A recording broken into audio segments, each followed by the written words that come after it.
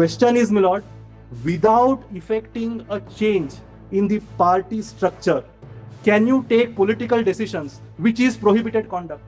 शिंदे गटाच्या अडचणी वाढवणारा 2018च्या पक्षघटनेचा मुद्दा सुप्रीम कोर्टात पुन्हा चर्चेत आलाय आणि यावेळी ठाकरेंचे वकील देवदत्त कामत यांनी शिंदे गटातीलच 2 आमदारांची थेट नाव घेत या घटनेशी संबंधित महत्त्वाचा पुरावाच कोर्टासमोर मांडलाय. All the legislators, my lord, in the disqualification petitions filed the 2018 constitution clearly, my lord. Then, my lords, in evidence, we asked one of the legislator a question that, my lord, is at page 15, one Mr. Dilip Lande. Witness is shown the index of his reply as well as annexure R1 to R18. Please refer to annexure R18, which is the 2018 constitution. In paragraph 2 of your affidavit, you state that you abide by the principles as enshrined in the Shiv Sena constitution. Are you referring to the Shiv Sena constitution? Annexed to your reply, he says yes, as submitted. Now, my lord, interestingly, kindly note the date, my lord, which is 7th of December. This is his cross-examination. Devdatt Kamat यांच्या युक्तिवादानुसार वेगवेगळ्या ठिकाणी 2018 सालची शिवसेनेची पक्षघटना वापरण्यात आली होती. आता इथेच महत्त्वाचा प्रश्न निर्माण होतो. जर 2018ची पक्षघटना चुकीची किंवा अमान्य होती तर तीच घटना वेगवेगळ्या ठिकाणी आधार म्हणून का वापरण्यात आली आणि याच मुद्द्यावर कामंतांनी शिंदे गटातील आमदार दिलीप लांडे यांचा संदर्भ दिलाय.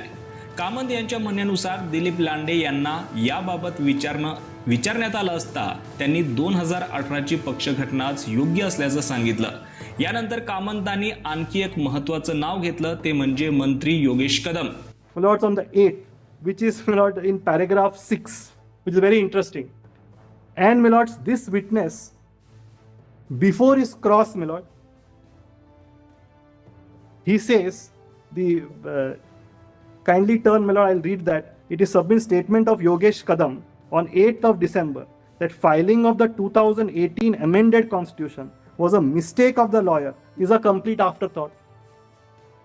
In the chief, my lord, after the affidavits were filed, a question is asked, obviously to get over 7th of December.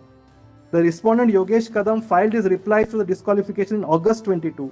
On 25th October, Yogesh Kadam filed an additional reply containing detailed amendments to 2018 constitution as well as the 99 party constitution. On 25th November, he filed his evidence but did not state anything relating to the 2018 amended constitution. The statement that annexure R18 was a mistake of the lawyer made by Yogesh Kadam on the very next day, 8 December, after the admission of Dilip Lande regarding annexure of R18. The fact that the witness made a statement even prior to the commencement of the examination in chief is recorded, my lord. Questions were not asked. He said, I made a mistake. I want to come and clarify. So obviously, Yogesh Kadam यांनी पक्षाची घटना सादर करण्याच्या संदर्भात वकिलांकडून चूक झाल्याचं सांगितल्याचा संदर्भ कामंतांनी कोर्टासमोर दिलाय. म्हणजेच एका बाजूला 2018ची पक्षघटना वापरली जाते तर दुसऱ्या बाजूला त्याच घटनेच्या वैधतेवर प्रश्न उपस्थित केला जातो आणि देवदत्त कामत यांचा नेमका आक्षेप याच विसंगतीवर होता. कारण पक्षाची खरी घटना कोणती, त्या घटनेनुसार पक्षाची रचना काय होती आणि पक्षाचा निर्णय घेण्याचा अधिकार नेमका कोणाकडे होता हा प्रश्न शिवसेना वादाच्या मुळाशी आहे. आता या सगळ्यात 2018ची पक्षघटना महत्त्वाची का ठरते? कारण शिंदे गटाचा दावा केवळ आमदारांच्या संख्येवर आधारित असू शकत नाही तर त्या काळातील पक्षाची अधिकृत रचना आणि नियम काय होते हेही पाहावं लागणार आहे. आणि म्हणूनच कामंतांनी दिलीप लांडे आणि योगेश कदम यांच्या संदर्भातून कोर्टासमोर हा प्रश्न उभा केलाय. एकाच घटनेचा वेगवेगळ्या ठिकाणी आधार घेतला गेला असेल तर नंतर त्याच घटनेच्या वैधतेवर प्रश्न कसा उपस्थित करता येईल. यामुळे आता सुप्रीम कोर्ट या संपूर्ण घटनाक्रमाकडे कसं पाहतं हे महत्त्वाचं ठरणार आहे. 2018ची पक्षघटना खरोखरच शिंदे गटासाठी अडचणीचा मुद्दा ठरते का? दिलीप लांडे आणि योगेश कदम यांच्या संदर्भाचा या प्रकरणावर नेमका काय परिणाम होतो आणि सर्वात महत्त्वाचं म्हणजे या विसंगतीवर घटनापीठ काय निष्कर्ष काढतं याचं उत्तर आता सुप्रीम कोर्टाच्या अंतिम निर्णयात मिळणार आहे.